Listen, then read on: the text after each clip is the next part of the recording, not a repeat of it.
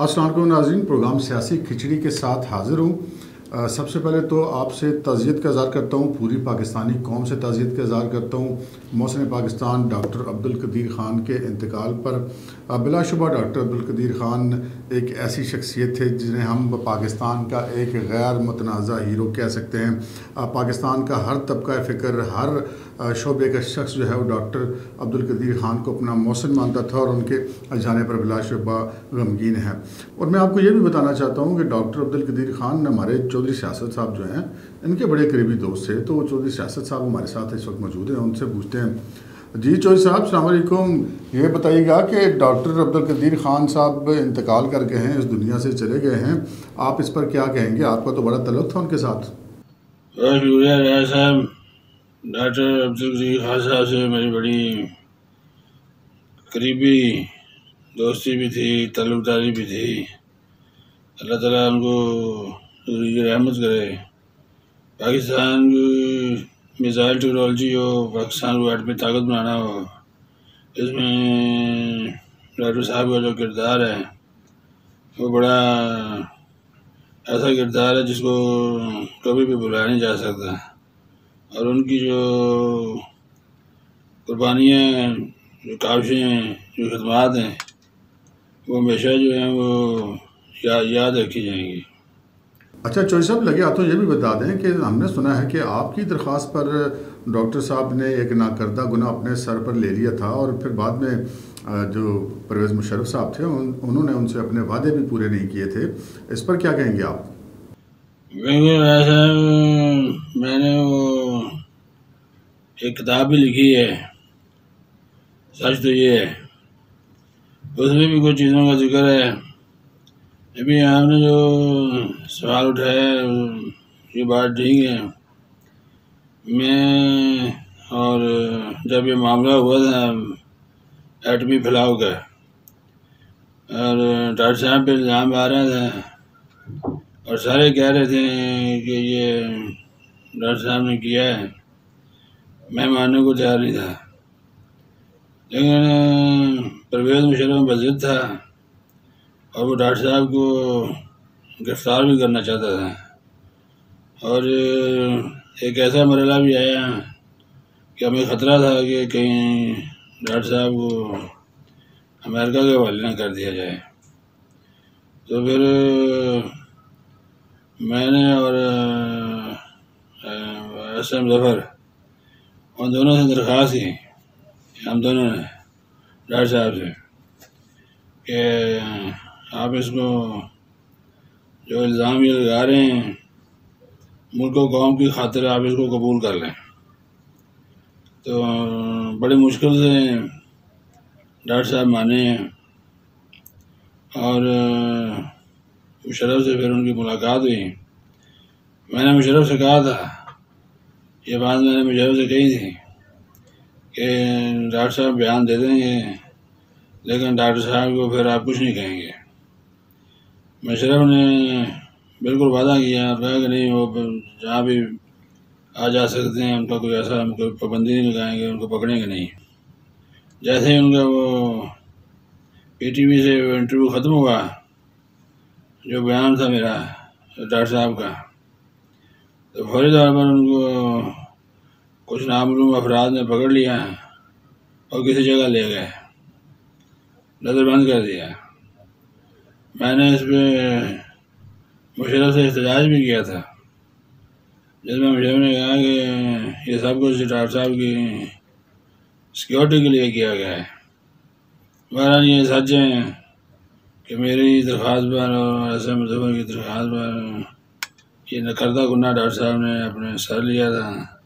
Otherwise वो कौम के हीरो हैं, मुस्लिम पाकिस्तान हैं और हमें उनके जाने पे बेहद तकलीफ़ और दुख है। अच्छा चौधरी साहब, चलें सियासत की तरफ आते हैं। ये बताएं कि ये दस्तखत क्यों नहीं हो रहे? दस्तखत की कोई बात नहीं है। मैं अगर वैसे वेला फारूक बैठा ले आओ, जिस कागज़ पे दस्तखत करने मैं कर देता हूँ। दस्तखतों की कौन सी बात है? चलो मेरी भी इस बहाने जो है वो प्रैक्टिस हो जाएगी। दस्तखत कोई इशू हो नहीं रहा है सर। अच्छा चौधरी साहब, अब इतने भी मासूम ना बने। मैं आपके दस्तखतों की बात नहीं कर रहा हूँ, वो जिनके दस्तखतों की बात कर रहा हूँ उन्हीं की कर रहा हूँ, उस पर कुछ बताएं हमें।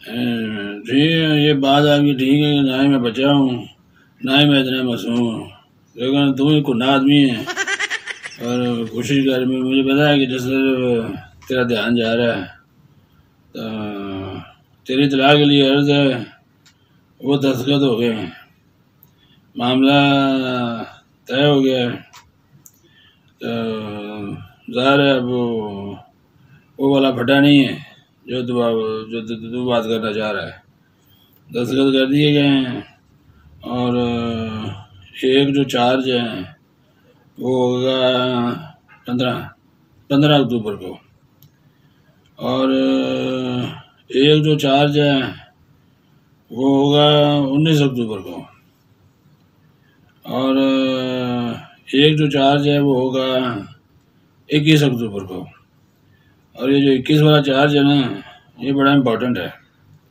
کیونکہ جو اسلام آباد سے صاحب جائیں گے یہ پشاور میں جا کر جو ہے وہ چارج لیں گے 21 کو، اور جو پشاور میں اس وقت نعمان صاحب یہ نیشنل ڈیفینس یونیورسٹی میں آ جائیں گے، تو اس کے بعد کوئی ایسا مسئلہ نہیں ہے، میں نے کہا نا پھر جب یہ چارج لینے چلے جائیں گے تو ندیم انجم صاحب جو ہیں وہ 19 کو چارج حوالے کریں گے سعید صاحب کے، لیفٹیننٹ جنرل سعید ہو گئے ہیں، جب ایک فیصلہ ہو گیا تو اس کو واپس نہیں لیتے، وہ ٹھیک ہے وہ ماننی پڑے گی ان کی۔ یہ ہوئی نا بات۔ اچھا یہ بتائیں کہ یہ جو علی امین گنڈا پور صاحب ہیں وہ کہتے ہیں کہ جناب مہنگائی کا حل یہ ہے کہ روٹی کم کھائیں، چینی کم استعمال کریں، آپ کیا کہیں گے اس بات پہ جناب؟ میں علی امین گنڈا پور سے کہوں گا کہ آپ بھی شہد پینا کم کریں، اب بہت زیادہ شہد پیتے ہیں، اب جب زیادہ شہد پی لیتے ہیں تو پھر اس طرح کی الٹی سیدھی باتیں کرتے ہیں، اب ہم ان کی اطلاع کے لیے عرض ہے کہ انہوں نے مہنگائی اتنی کر دی ہے کہ پہلے عوام نے جو 2 وقت کی روٹی تھی وہ 1 وقت کی کر دی ہے، اب وہ مزید کا کیا کریں، اب چائے پہ میں نے چمچ ڈالنے 3 یا 2 ڈالوں گا تو میں 1 ڈال کے کیا مزہ ہی نہیں آئے گا، تو یہ تو نہیں ہو سکتا۔ گنڈا پور صاحب اس قسم کی گفتگو نہیں کرنی چاہیے، عوام کی باتوں کا مذاق اڑاتے ہیں، خود جو ہے وہ شہد کے نام پہ پتہ نہیں کیا کچھ پی جاتے ہیں، تو یہ اس قسم کی گفتگو نہیں کرنی چاہیے ان کو، اور عوام کا مذاق نہیں اڑانا چاہیے۔ میں تو روٹی ویسے ہی کم کر دی ہے، ایک تو طبیعت کی وجہ سے، دوسرا مہنگائی کی وجہ سے، لیکن گنڈا پور صاحب تھی بھی گھٹ کرو، بہت ہی شہد پینا شروع کر دیں، اور ڈاکٹر صاحب کے پاس پھر جانا پڑے گا ورنہ آپ کو کم کریں۔ سنا ہے آج کل روحانی معاملات اور چلے بڑے عروج پر ہیں، کیا نتیجہ نکلے گا؟ لیکن روحانیت سے مجھے بڑا پیار ہے، صوفیزم پہ میں یقین رکھتا ہوں، میں صوفی کونسل بنی ہوئی ہے اس کا میں چیئرمین بھی ہوں، لیکن راجا جو آپ روحانیت کی بات کر رہے ہیں مجھے پتا ہے اس روحانی عمل کی وجہ سے ہی تو یہ تھوڑی سی گڑبڑ ہوئی ہے، بعض عمل الٹا بھی ہو جاتا ہے اگر نیت صاحب نہ ہو، روحانیت خود بہت زبردست چیز ہے، لیکن کوئی بات نہیں، معاملہ ٹھیک ہو جائیں گے، اب یہ میں اب کیا کہوں، کچھ روحانی چیزوں نے مجھے بھی روکا ہوا ہے کہ کھل کے جیسا بات نہیں کرنی، لیکن خان صاحب آج کل روحانیت کے جو مقاصد وہ کسی اور طرف لے کر چلا جا رہے ہیں، لیکن میں نے جیسے بولا نا کہ اب ہو سکتا ہے کہ زیادہ نقصان ہو تو سنبھل کر چلنا چاہیے، سنبھل کر، کہتے ہیں پھونک پھونک پر پاؤں رکھنا، پھونک پھونک پر پاؤں رکھیں۔